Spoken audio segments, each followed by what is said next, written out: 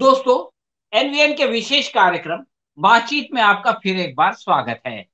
आज हम एनवीएन के संस्थापक श्री आजम शहाब से महाराष्ट्र में चल रहे जन आक्रोश सभाओं पर चर्चा करेंगे और ये जानने की कोशिश करेंगे कि ये जनता का आक्रोश है या बीजेपी का आक्रोश, और इसके मुख्य कारण क्या है, इसके जरिए से क्या चीज जो है वो ये लोग हासिल करना चाहते हैं। आजम साहब, आपका इस कार्यक्रम में स्वागत है। बहुत बहुत धन्यवाद, बहुत बहुत शुक्रिया। दोस्तों, इससे पहले कि हम आज के टॉपिक पर आए, आज बम्बई में एक खास बात ये हुई कि यहाँ पर हमारे प्रधानमंत्री का एक महीने में दूसरी बार आगमन हुआ। और उन्होंने इस आगमन की खास बात यह है कि आमतौर से वो जब किसी शहर में जाते हैं तो किसी बहुत बड़े मंदिर में जाकर के पूजा पाठ करते हैं, लेकिन इस बार वो जो है वो मुस्लिम समुदाय के एक संस्थान जामिया अल सैफिया की जो बिल्डिंग का एक्सपांशन हुआ है उसके उद्घाटन के लिए आए। हमारे प्रधानमंत्री अच्छी अच्छी बातों में बातें बोलने के लिए बहुत प्रख्यात हैं। इस बार उन्होंने कहा कि मुझे जो है उनको एक फिल्म दिखाई गई जिसमें उनको प्रधानमंत्री कहा गया और मुख्यमंत्री कहा गया, तो उन्होंने शिकायत की कि मुझे शिकायत है, मैं तो आपके परिवार का एक सदस्य हूँ, मुझको आप प्रधानमंत्री क्यों कह रहे हैं, मुझको आप मुख्यमंत्री क्यों कह रहे हैं। फिर उन्होंने बताया कि जब दांडी में गांधी जी पहुंचे थे दांडी यात्रा के लिए, तो वो जो है वो सैयदना के जो है वो कोठी में रुके थे, और बाद में उन्होंने सैयदना से कहा कि मैं यहाँ पर एक म्यूजियम बनाना चाहता हूँ। तो सैयदना ने 1 मिनट का संकोच किए बगैर उनको वो कोठी जो है वो दान कर दी, और वहाँ आज एक बहुत बड़ा म्यूजियम है। इसी तरह उन्होंने ये भी बताया कि एक मर्तबा सूरत में जब सेंटिनरी हो रही थी तो सैयदना ने उनसे पूछा कि मैं क्या करूँ, आप बताइए। उस वक्त जो है वो मोदी जी गुजरात के मुख्यमंत्री, तो मोदी जी ने कहा कि मैं आपको बताने वाला कौन होता हूँ। तो उन्होंने कहा नहीं नहीं, फिर भी बताओ। तो उन्होंने कहा कि आप ये कर सकते हैं कि गुजरात में पानी की बड़ी समस्या है, तो इसको हल करने के लिए कुछ कीजिए। तो मोदी जी ने कहा कि उसके बाद जो है वो इस समुदाय ने गुजरात के अंदर पानी की समस्या को उसका समाधान के लिए बहुत काम किया, और कुपोषण के लिए भी बहुत काम कर रहे हैं। इस तरह से बहुत सारे काम कर रहे हैं। 200 साल पहले उन्होंने जो है ये एजुकेशन इंस्टीट्यूशन शुरू किया था, यानी उस वक्त से जो है वो इनका पढ़ाई की तरफ ध्यान है, और इसमें लड़कों और लड़कियों और सभी को पढ़ाया जाता है। तो इस तरह से बहुत सारी अच्छी अच्छी बातें, बहुत सारा जो है वो महिमा मंडन हमारे प्रधानमंत्री ने वहां पर की। तो मैं आपसे ये जानना चाहता हूँ कि इस प्रोग्राम में, इस कार्यक्रम में शरीक होकर, इसमें सम्मिलित होकर उन्होंने मुस्लिम समुदाय को क्या संदेश दिया, और जो उनके मतदाता हैं उनको क्या पैगाम दिया। तो ये दो सवाल है कि मुस्लिम समुदाय को संदेश क्या है, और उनके जो मतदाता है उनको जो है वो क्या पैगाम दिया जा रहा है। जी, हमारे प्रधानमंत्री जी का जो बोहरों की जमात असैफिया जामिया सैफिया में जो जाना हुआ, इससे सिर्फ एक मैसेज देना चाहते हैं। और ये मैसेज हमारे प्रधानमंत्री जी नहीं, बल्कि उनसे पहले आरएसएस ने ये मैसेज देना शुरू किया है लोगों में कि मुसलमान हमारे अपने हैं, वो हमसे गैर नहीं है, हमसे बैर नहीं, हमसे दूर नहीं है।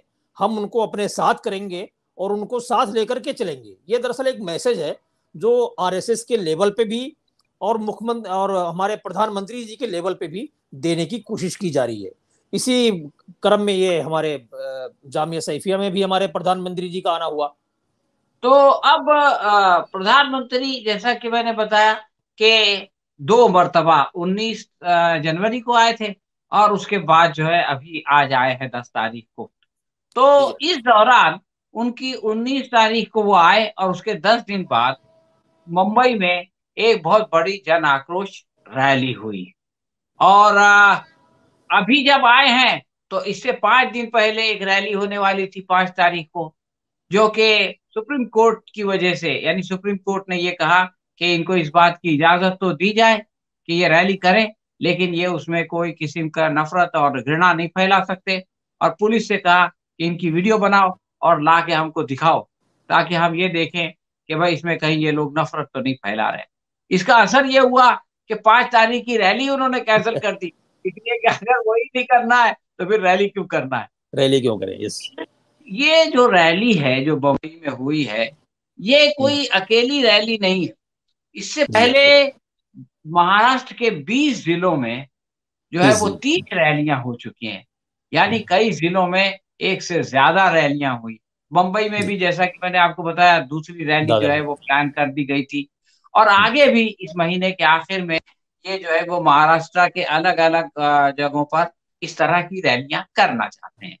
हम्म, और आप ये देखें कि ये जो मोदी जी का फंक्शन था, उसके अंदर मुख्यमंत्री भी मौजूद थे, उप मुख्यमंत्री भी मौजूद थे। लेकिन ये जो जन आक्रोश रैलियां हो रही हैं, जिसमें कि नफरत फैलाई जा रही है, इसमें भी भाजपा के नेता जो है वो हो रहे हैं। मुंबई की जी रैली में तो आप जानते हैं कि भाजपा के जो मुंबई के अध्यक्ष है, वो भी उसमें आशीष पेश शेलार। पेश थे। तो सवाल ये है कि ये कैसा विरोधाभास है। एक तरफ आरएसएस एक मैसेज दे रहा है और प्रधानमंत्री एक मैसेज दे रहे हैं, और दूसरी तरफ ये जन आक्रोश रैली के जरिए से जो है वो लव जिहाद और लैंड जिहाद और पता नहीं क्या क्या बातें हो रही हैं। तो ये विरोधाभास क्यों है? जी डॉक्टर साहब, बिल्कुल आपने सही कहा, ये विरोधाभास है। एक्चुअली हुआ क्या है कि प्रधानमंत्री जी अपने लेवल पे, आरएसएस अपने लेवल पर जनता में, देश में ये संदेश देने की कोशिश कर रहे हैं कि मुसलमान हमारे साथ हैं, हमारे साथ भी हैं, मुसलमान हमसे अछूत नहीं है, मुसलमान हमारे साथ भी हैं, और हम उनको लेकर के करेंगे, लेकर के काम करेंगे या लेकर के आगे बढ़ेंगे। लेकिन यही तो खास बात है कि बीजेपी के कथनी और करनी को यही से तो पहचाना जाता है। इसके पहले भी बीजेपी के बहुत से लोगों ने, आरएसएस के लोगों ने, इंद्रेश कुमार जी ने बहुत कोशिश की मुसलमानों से मिलने की, लेकिन एक तरफ वो मुसलमानों से मिलके जाते थे, दूसरी तरफ किसी मुसलमान का किसी गौ रक्षा के नाम पर, गाय की तस्करी के नाम पर उसकी लिंचिंग कर दी जाती थी। तो ये विरोधाभास बीजेपी को कभी रास नहीं आता है। एक तरफ प्रधानमंत्री जी आकर के मुसलमानों को यह संदेश देते हैं कि आप हमारे हैं, देश को यह संदेश देते हैं कि मुसलमान हमारे हैं। दूसरी तरफ उन्हीं प्रधानमंत्री के पार्टी के लोग, बीजेपी के मुंबई शहर के अध्यक्ष, बीजेपी के बड़े बड़े लीडर पूरे महाराष्ट्र में जन आक्रोश रैली कर रहे हैं। सच्चाई ये है कि बीजेपी के पास अब मुद्दा नहीं है। वो ये समझ रहे हैं कि आने वाला जो चुनाव है, उस चुनाव में हम अपने काम के बेस पर, काम के बलबूते पर हम जनता के बीच तो जा नहीं पाएंगे, या जनता हमें उस तरह वोट देगी नहीं। और अभी भी आपको मालूम होगा कि ज्यादा दिन नहीं, 10 दिन, एक हफ्ता भर पहले महाराष्ट्र में 5 ग्रेजुएट कॉन्स्टिट्यूंसी और टीचर कॉन्स्टिट्यूंसी के चुनाव हुए हैं। उसमें बीजेपी सिर्फ एक जगह पे जीती है। तो ये उनको सामने दिख रहा है कि हमारी इतनी कोशिश, इतनी मेहनत के बावजूद भी, हमारी इतनी अच्छी स्ट्रेटजी के बावजूद भी लोग हमारे पास नहीं आ रहे हैं। अब उनके पास एक ही चीज रह गया है कि लोगों को धर्म के नाम पर उत्तेजित करें, और ये उत्तेजना फैलाने की एक कोशिश है जन आक्रोश रैली।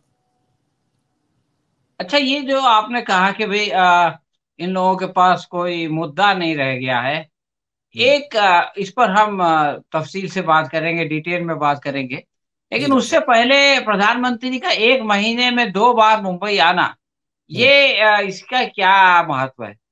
हर आदमी समझ रहा है कि मुंबई म्यूनिसिपल कारपोरेशन हर पार्टी के लिए, चाहे वो शिवसेना हो, बीजेपी हो, कांग्रेस हो, एनसीपी हो, एक स्टेट लेवल की पॉलिटिक्स से कम नहीं है।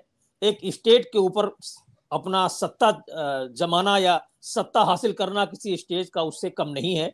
और उसी मुंबई म्यूनिसिपल कारपोरेशन के चुनाव के लिए हमारे प्रधानमंत्री जी मुंबई आ रहे हैं। ये अलग बात है कि कभी वो मेट्रो का उद्घाटन करने के लिए आ रहे हैं, कभी वो किसी मुस्लिम कार्यक्रम में पहुंच जा रहे हैं, कभी वंदे भारत को हरी झंडी दिखाने के लिए आ जाते हैं। लेकिन हर आदमी ये समझता है कि ये इसका उद्देश्य क्या है। इसका उद्देश्य सिर्फ पॉलिटिक्स है, और वो पॉलिटिक्स मुंबई म्यूनिसिपल कॉर्पोरेशन से संगलित है। अभी आपने बताया कि बीजेपी वालों के पास फिलहाल कोई मुद्दा नहीं रहा, सिवाय इसके कि जो है वो नफरत फैलाएं और हिंदू समाज को डराएं, इसलिए कि वो अपने किसी कल्याणकारी काम से उनको इम्प्रेस नहीं कर सकते, उन पे प्रभाव नहीं डाल सकते। तो इसलिए वो जो है इस तरह की जन आक्रोश रैली कर रहे हैं, लव जिहाद की बातें कर रहे हैं, लैंड जिहाद की बातें कर रहे थे। लेकिन इसके प्रमाण के तौर पर आपने ये कहा कि शिक्षक मतदार संघ के चुनाव में जो है वो बीजेपी को 5 में से सिर्फ एक जगह कामयाबी मिली। तो मुझे याद आया कि ये जो 4 जगह बीजेपी को कामयाबी नहीं मिली, अपयश हुआ, तो इसमें एक नागपुर भी है। और नागपुर के बारे में ये बात कही जाती है कि भारत की सरकार फिलहाल दिल्ली से नहीं, नागपुर से नागपुर। चलती है, इसलिए कि नागपुर में जो है वो आरएसएस का मुख्यालय है। लेकिन महाराष्ट्र के हिसाब से भी देखें तो महाराष्ट्र के सबसे बड़े केंद्रीय मंत्री नितिन गडकरी जो है उसी नागपुर से आते हैं। इसी तरह से महाराष्ट्र के जो सुपर उप मुख्यमंत्री हैं, मतलब उप मुख्यमंत्री बोलना गलत है, सुपर मुख्यमंत्री हैं, वो भी जो है वो नागपुर से आते हैं। और महाराष्ट्र के में जो बीजेपी के अध्यक्ष हैं वो भी जो है वो चंद्रशेखर बावनकुले, वो भी नागपुर से। नागपुर से आते हैं। तो इतने सारे बड़े बड़े दिग्गज नेता जिस शहर से आ रहे हैं और जहां पर आरएसएस का मुख्यालय है, वहां पर बीजेपी की हार का क्या मतलब? देखिए, नागपुर में जो शिक्षक कॉन्स्टिट्यूंसी में, टीचर कॉन्स्टिट्यूंसी से जो उम्मीदवार जीते हैं उनका नाम है सुधाकर अडाबले। इन्होंने बीजेपी के नागो गानार को हराया है और 7,000 से ज्यादा वोटों से हराया है। बीजेपी के जो उम्मीदवार थे ये इसके पहले 2 टर्म से वहां पर एमएलसी रह चुके हैं। उसके बावजूद भी नागपुर के लोगों ने उनको नकारते हुए महाविकास अघाड़ी के उम्मीदवार को वोट दिया और वो 7,000 से ज्यादा वोटों से विजयी हुए। ये इस बात का प्रमाण है कि ना वहां पर नागपुर के ना संघ का हेडक्वार्टर कुछ काम आया, ना बावनकुले साहब का वहां से कांटेक्ट कुछ काम आया, ना ही देवेंद्र फडणवीस साहब का वहां से कोई लिंक काम आया, और ना ही नितिन गडकरी साहब का वहां से कोई रिलेशन काम आया। मैं आपको बताऊं डॉक्टर साहब कि ये जो नागो गानार जी थे ये नितिन गडकरी और देवेंद्र फडणवीस के बहुत करीबी माने जाते थे, बहुत बहुत क्लोज रिलेशन था। उसके बावजूद भी ये वहां से हारे हैं। और हारने की जहां तक कारण है, अगर उस पर विश्लेषण किया जाए तो एक सिंपल एक चीज है जो बीजेपी के विरुद्ध जाती है और बीजेपी उसको अभी तक पचा नहीं पा रही है। वो रीजन ये है कि जो सुधाकर अडाबले जी थे उन्होंने शिक्षकों में ओल्ड पेंशन स्कीम के लिए बहुत बड़ा एक मूवमेंट खड़ा किया था। पूरे कॉन्स्टिट्यूंसी में जितने भी टीचर्स हैं सबको साथ में मिला करके उन्होंने एक बहुत बड़ा मूवमेंट शुरू किया। और अभी जो असेंबली का जो अधिवेशन हुआ था उस अधिवेशन के अवसर पर भी वो एक बहुत बड़ी रैली निकाले थे। उसकी वजह से जितने भी लोग थे, जितने भी टीचर थे उस कॉन्स्टिट्यूंसी में, सबका झुकाव उनकी तरफ हुआ, मतलब ज्यादा झुकाव, और वो 7,000 वोटों से विजयी हुए। लेकिन एक चीज और जो बहुत दिलचस्प होगी वो ये कि सुधाकर अडाबले जी जब वहां से अपना पर्चा भर दिए और वहां से जब पूरी तैयारी कर लिया इलेक्शन लड़ने की, लास्ट मोमेंट तक महाविकास अघाड़ी की तरफ से उनको समर्थन नहीं दिया गया था। एकदम लास्ट मोमेंट पे जाकर के उनको समर्थन दिया गया और इसकी वजह से उनको लोग ये बोलते हैं कि अगर महाविकास अघाड़ी ने उनको और पहले समर्थन दिया होता तो और ज्यादा वोटों से विजयी होते। तो ये जो कहना है कि बीजेपी शहरों की पार्टी है, बीजेपी पढ़े लिखे लोगों में ज्यादा अपना असर रखती है, पढ़े लिखे लोगों को ज्यादा प्रभावित करती है, तो ये इस नागपुर के रिजल्ट ने इसको गलत साबित कर दिया। जितने भी टीचर लोगों ने सुधाकर अडाबले जी को या नागो गानार जी को वोट दिया है वो सब पढ़े लिखे लोग थे, लेकिन 7,000 वोट ज्यादा मिले सुधाकर अडाबले को। वो नागो गानार जी को जो 2 बार से वहां पे एमएलसी थे उनको उन्होंने हरा दिया। अच्छा, एक बात ये कही जाती है संघ के बारे में कि संघ जो है वो एक वैचारिक संगठन है और ये लोगों के अंदर एक संस्कार बनाता है, लोगों की सोच को बदल देता है। और जो लोग एक बार संघ के संस्कार में या संघ के प्रशिक्षण से गुजरते हैं वो जिंदगी भर जो है वो एक विचारधारा के साथ लग जाते हैं और उनके लिए ये जो दुनिया में जो पेंशन वेंशन मिलने वाली है और पेंशन नहीं मिलने वाली है, उसका कोई महत्व नहीं रहता। और वो अपने राष्ट्र के लिए बहुत बड़े बड़े बलिदान करना चाहते हैं। और इसी तरह से ये बात भी कही जाती है कि हिंदू राष्ट्र के लिए वो जो है वो अपना सब कुछ कुर्बान कर देना चाहते हैं। तो जी। एक तरफ तो इतने बड़े बड़े दावे किए जाते हैं, और दूसरी तरफ जो है वो एक कैंडिडेट आता है और वो टीचर से ये कहता है कि देखो भाई, इन लोगों ने तुम्हारी पुरानी पेंशन स्कीम खत्म कर दी है, तो तुम इनको सबक सिखाओ। और क्योंकि वो भी पेंशन स्कीम शुरू तो कर नहीं सकता, इसलिए कि एक एमएलसी जा करके कैसे शुरू क्या करेगा। करेगा? लेकिन वो ये कहता है कि देखो, ये एक हक था जो तुमको मिल रहा था, ये एक सहूलत थी जो तुमको सरकार से मिल रही थी, लेकिन इन लोगों ने उसको खत्म कर दिया। तो अभी तुमको जो है इनको सबक सिखाना चाहिए। तो लोग जी। अपना सारा विचारधारा और वो सबको भूल के कैसे इनको वोट देने के लिए तैयार हो जाते हैं। इसमें एक बहुत बड़ा विरोधाभास है। बीजेपी ओल्ड पेंशन स्कीम को नहीं लागू होने देना चाहती। अगर चाहती तो जहां जहां पर उसकी सरकार है लागू हो जाती। लेकिन ये नागो गनार जी के हारने के बाद नागपुर में जो बीजेपी के प्रदेश अध्यक्ष हैं चंद्रशेखर बावनकुले जी, उनका एक वक्तव्य, उनका एक बयान मीडिया में आया था, वो बड़ा दिलचस्प है। उन्होंने कहा कि हम तो इसका आत्म परीक्षण करेंगे कि कैसे हमारा उम्मीदवार हार गया, लेकिन ओल्ड पेंशन स्कीम के बेस पर जो महाविकास अघाड़ी का उम्मीदवार जीता है, वो एक्चुअली महाविकास अघाड़ी के कांग्रेस के टाइम पर ओल्ड पेंशन स्कीम बंद कर दी गई थी। बीजेपी तो लाना चाहती है। तो ये बताइए कि अगर बीजेपी ओल्ड पेंशन स्कीम को लागू करना चाहती है तो अब उसे कौन रोक रहा है? जनता सब समझती है, पब्लिक सब समझती है। ये अपनी हार को छुपाने का एक बहाना था जिसे चंद्रशेखर बावनकुले ने जिसका उपयोग किया। लेकिन ये उपयोग करने के बावजूद भी जनता में ये मैसेज बहुत अच्छी तरीके से चला गया है कि जो पढ़ा लिखा वर्ग है, उसके ओल्ड पेंशन स्कीम पर अगर कोई सांप बनकर बैठा है तो वो बीजेपी है। और ये भी अच्छा, नहीं ये है कि बताइए कि जी ये तो सब निगेटिव फैक्टर थे बीजेपी वाले। उसी इलाके से, यानी नागपुर के करीब से, अनिल देशमुख साहब आते हैं जो कि महाराष्ट्र के गृह मंत्री थे। और जी उनको जो है वो बीजेपी ने जेल में डाल दिया और 13 महीनों तक जेल में रखा। इसी तरह से नागपुर से करीब से नाना पाटोले भी आते हैं जो कांग्रेस के अध्यक्ष हैं। तो क्या एनसीपी के इस वरिष्ठ नेता की गिरफ्तारी और नाना पटोले का जो है वो, लोग बताते हैं कि वो नागपुर पे बहुत ज्यादा ध्यान दे रहे हैं, तो क्या उनकी मेहनत का भी इसमें कोई हिस्सा है? उनके मेहनत का हिस्सा तो 100% है। वहीं से चंद्रपुर बहुत नजदीक है जहां के नाना पटोले रहने वाले हैं। नागपुर के अनिल देशमुख हैं। लेकिन इससे बड़ा फैक्टर एक और है। वो फैक्टर ये है कि अपोजिशन के लीडरों पर, चाहे वो नाना पटोले हों, चाहे वो एनसीपी के अनिल देशमुख हों, उन पर एजेंसीज की जो कार्रवाई हुई है, यह कार्रवाई भी प्रदेश की जनता बहुत अच्छी तरीके से समझती है और देखती है। देखिए, ऐसा नहीं है, भ्रष्टाचार मुद्दा नहीं है। मुद्दा यह है सिलेक्टिव लोगों पर कार्रवाई करना। प्रश्न यह पैदा होता है कि क्या बीजेपी के लीडरों में भ्रष्टाचार नहीं है?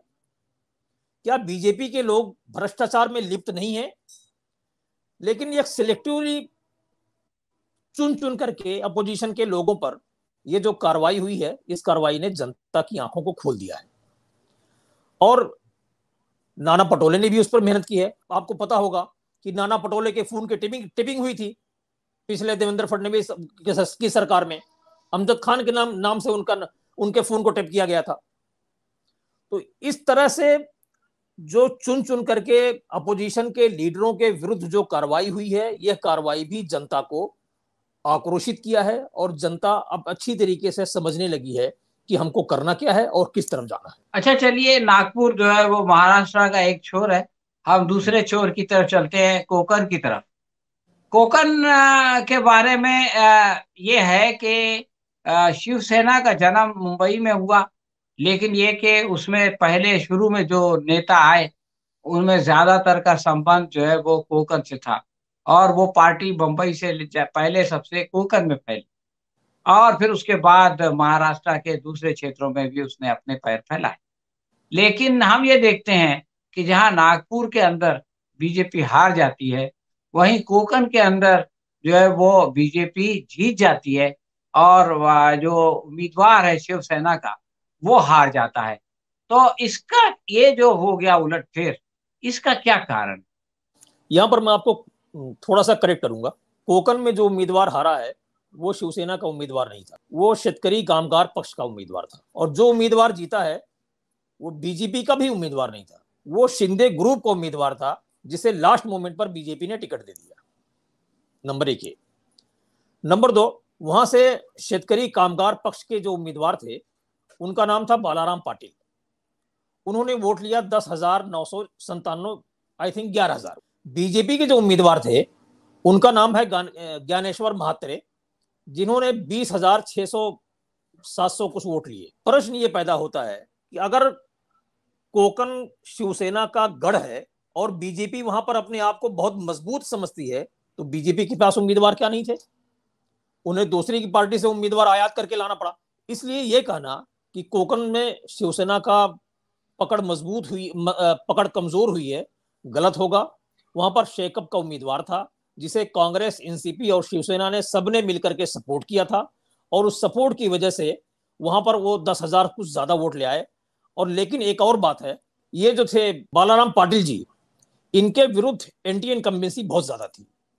और दूसरी, इनके विरुद्ध जो प्रचार काम किया है वो ये कि ये शिक्षक नहीं होने के बावजूद भी शिक्षक लोगों में जाकर के वोट मांग रहे थे।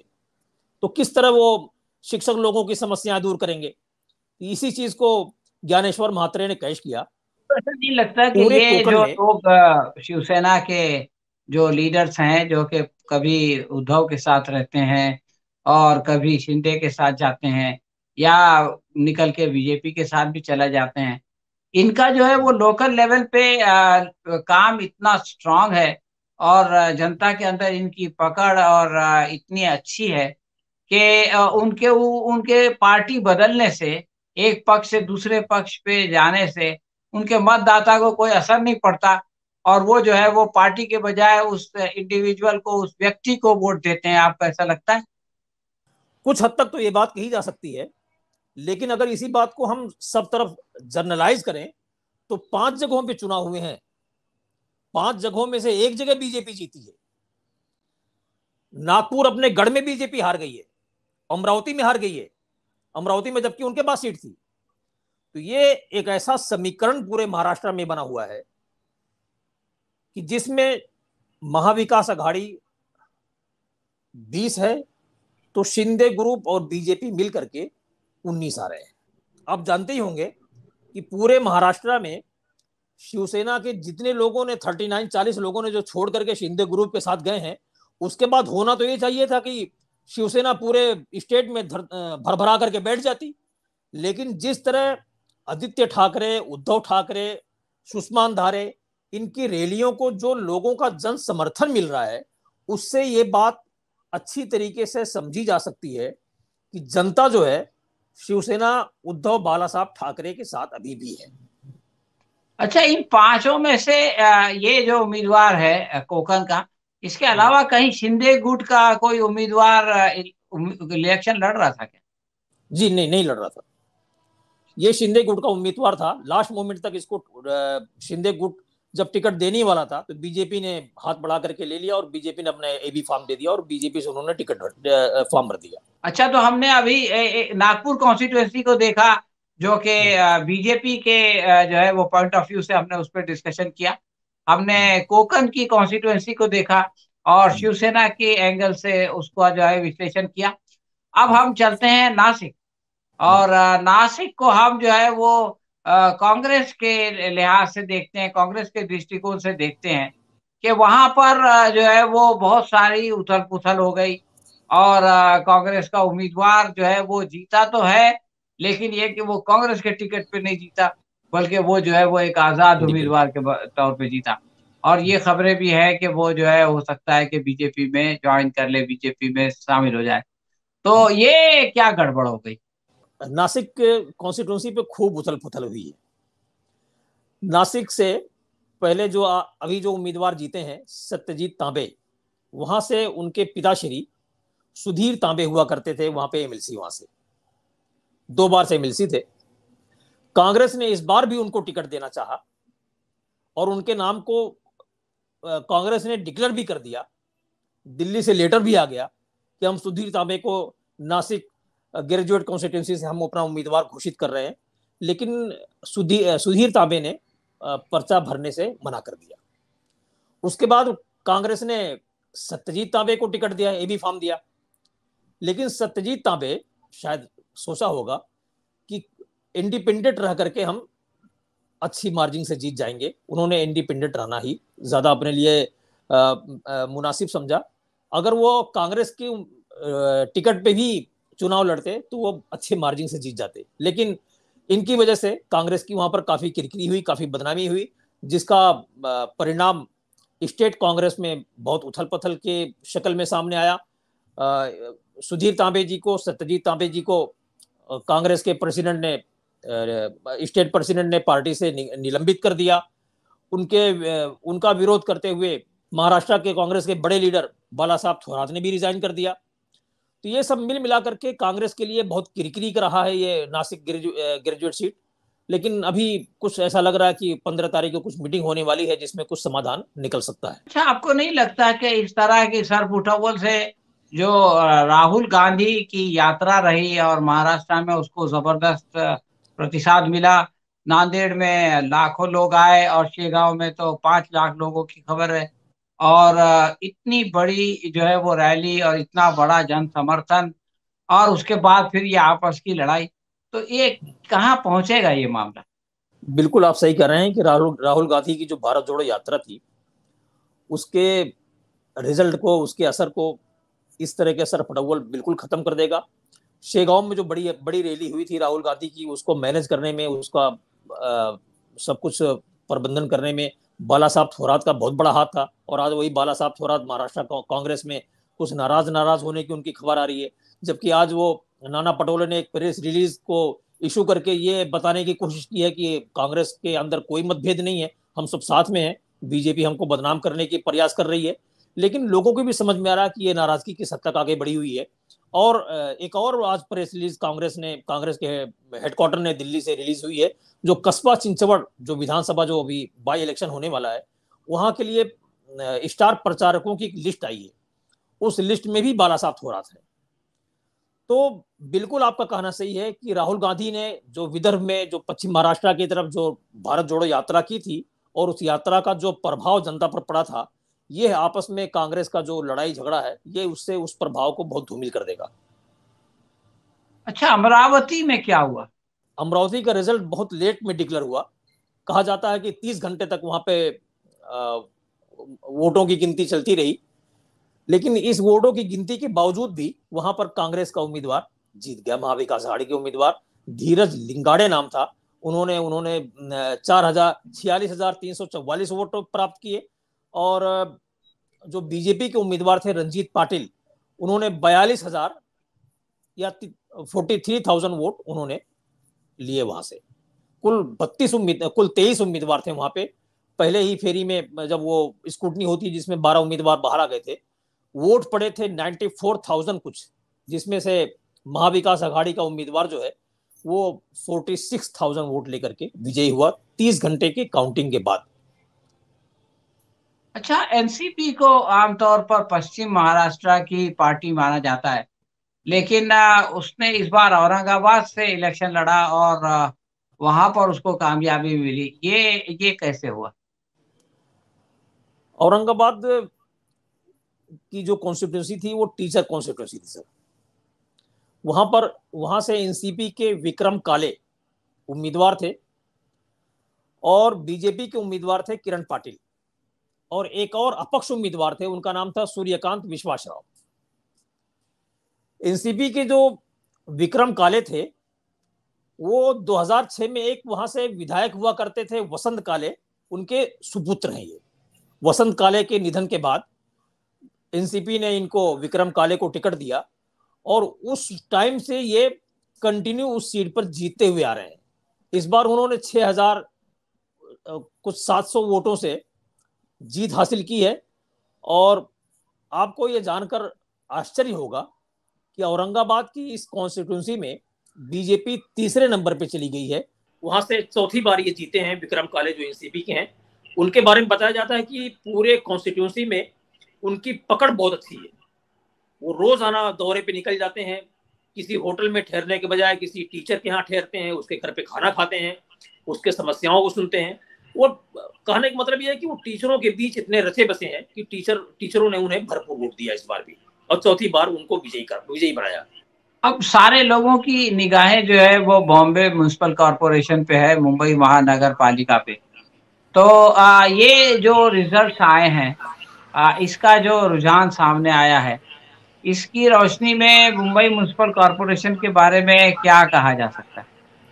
मुंबई म्युनिसिपल कॉरपोरेशन पर इस चुनाव का 100% परिणाम पड़ेगा। इसके पहले जो पंचायत चुनाव हुए हैं उसका भी परिणाम पड़ेगा, क्योंकि ये लोकल बॉडी इलेक्शन ही है भी मुंबई म्युनिसिपल कॉरपोरेशन।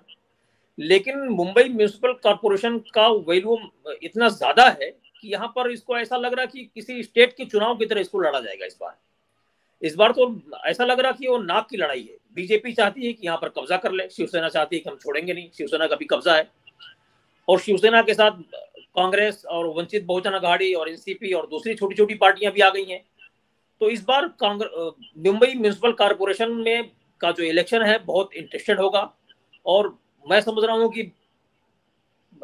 एक स्टेट की तरह यह चुनाव लड़ा जाएगा। बीजेपी ने बहुत पहले से तैयारी कर रखी है इस चुनाव को जीतने के लिए। प्रधानमंत्री जी का और कांग्रेस के और बीजेपी के बड़े बड़े लीडरों का बार बार मुंबई आना ये दर्शाता है कि वो मुंबई म्युनिसिपल कॉरपोरेशन को हल्के में नहीं ले रहे हैं। मेट्रो का भी काम कंप्लीट में नहीं होता, उसका उद्घाटन हो जाता है। मुंबई के हर रिक्शा पर, हर बीएसटी के बसों पर उनके प्रचार हैं। तो इसको एक स्टेट की चुनाव की तरह लड़ा जा रहा है इस बार, और अभी से इसका बिगुल बच चुका है। अच्छा, ये जो जन आक्रोश रैली की तरफ हम लौटते हैं, तो ये जन आक्रोश रैली मुंबई में एक हो चुकी है, और एक और नहीं हुई, लेकिन हो सकता है ये दोबारा प्लान करें। तो ये जो जन आक्रोश रैली के जरिए से जिस तरह से के नफरत फैलाई जा रही है, और हिंदू समाज को उनके अंदर जो है वो एक भय और एक डर पैदा किया जा रहा है कि भाई तुम्हारे खिलाफ एक लव जिहाद हो रहा है और तुम्हारे खिलाफ एक लैंड जिहाद हो रहा है और हम तुमको बचाएंगे, और पूरे महाराष्ट्र में ये बात कही जा रही है। तो इसका ये जो गुस्सा है, ये मुसलमानों के खिलाफ है, वोटर्स के खिलाफ है, या ये आक्रोश है किसके खिलाफ? ये आक्रोश उस हार के विरुद्ध है जो अभी 4 जगहों पर जो हारा गया है। ये आक्रोश उसी का परिणाम है। मैं आपको पहले बताया था कि मुद्दे तो है नहीं जिसके आधार पर लोगों के बीच जाया जाए। एक चेहरे के नाम पर वोट मांगे जा रहे थे। पता चला वो चेहरा भी अब उतना काम नहीं कर रहा है। तो वोटरों ने 4 जगह तो बुरी तरह से हरा दिया। अब एक ही चीज बाकी बचती है कि लोगों को ऐसे मुद्दों पर केंद्रित किया जाए जो उनके भावनाओं से जुड़े हुए हैं। उनका वास्तव में कोई अस्तित्व हो कि नहीं हो, इससे कोई मतलब नहीं है। लव जिहाद के बारे में गवर्नमेंट कहती है, सुप्रीम कोर्ट कहती है कि इसका कोई अस्तित्व नहीं है। लैंड जिहाद के बारे में कोई अस्तित्व नहीं लैंड जिहाद का।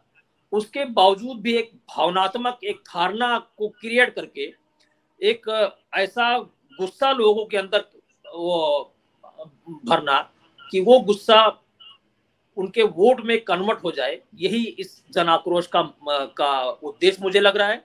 और ये जो आक्रोश पैदा हुआ है ये उस हार की वजह से हुआ है जो अभी 5-4 जगहों पर हार गए हैं। और ये आक्रोश आगे जाकर के मुझे लग रहा कहीं बौखलाहट में ना बदल जाए। अच्छा, आखिरी प्रश्न ये है कि अगर ये रिजल्ट उल्टे आ जाते हो, एक काल्पनिक स्थिति है कि 5 में से 4 जगह जो है वो बीजेपी और शिंदे के उम्मीदवार जीत जाते और एक जगह वो जो है वो बढ़ते पढ़ते हार जाते, तो क्या आपको लगता है कि ये जन आक्रोश रैलियों की आवश्यकता नहीं नहीं रहती या कम हो नहीं, जाती? आपको देखिए, ऐसा लगता है?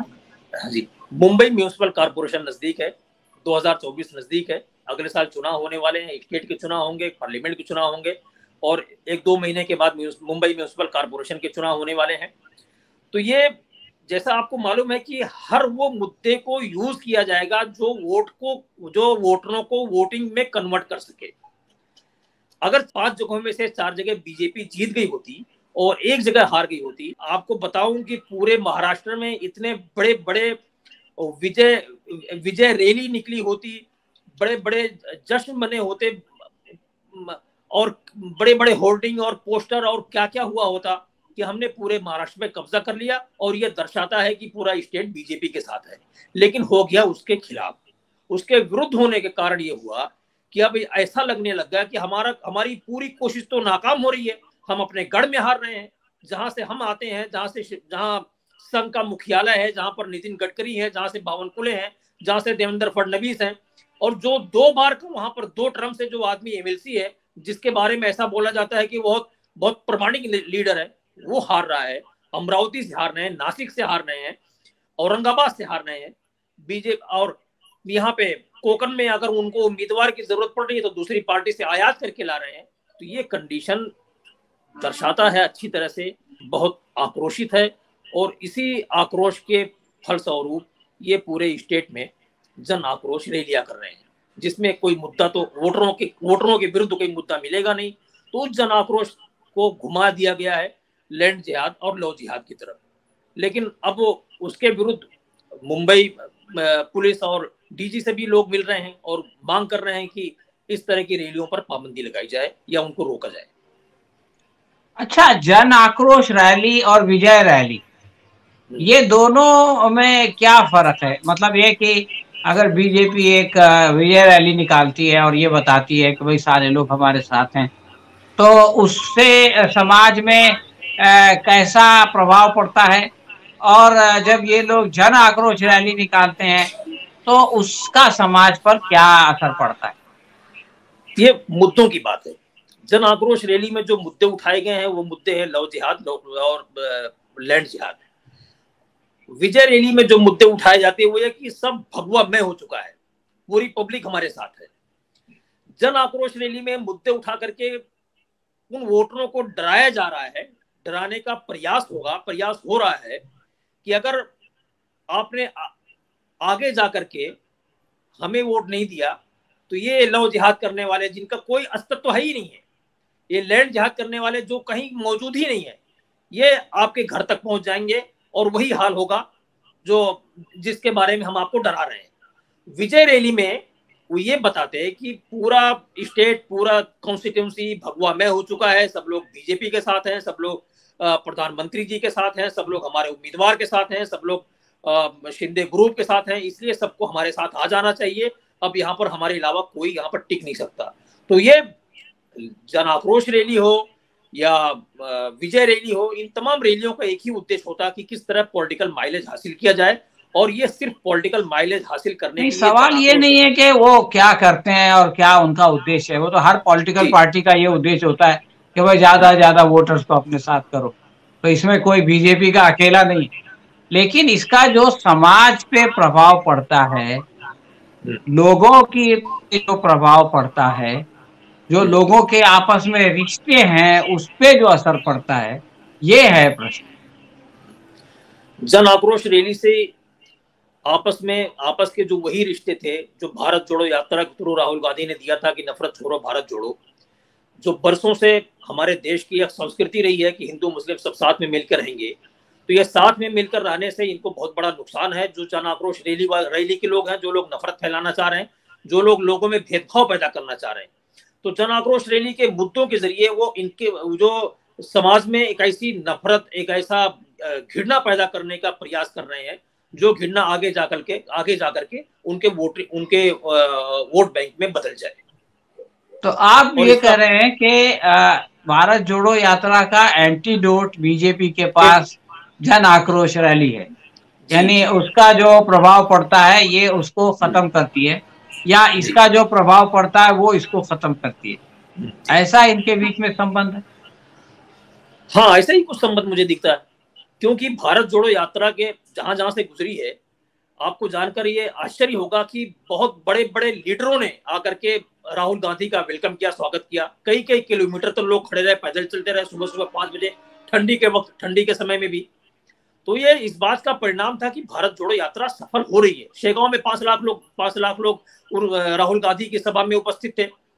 तो भारत जोड़ो यात्रा कहीं ना कहीं से लोगों को प्रभावित कर रही थी या कर चुकी थी, और उसी प्रभाव को तोड़ने के लिए, उसी प्रभाव को खत्म करने के लिए ये जन आक्रोश रैली पूरे स्टेट में अलग अलग जगहों पर निकाले जा रहे हैं।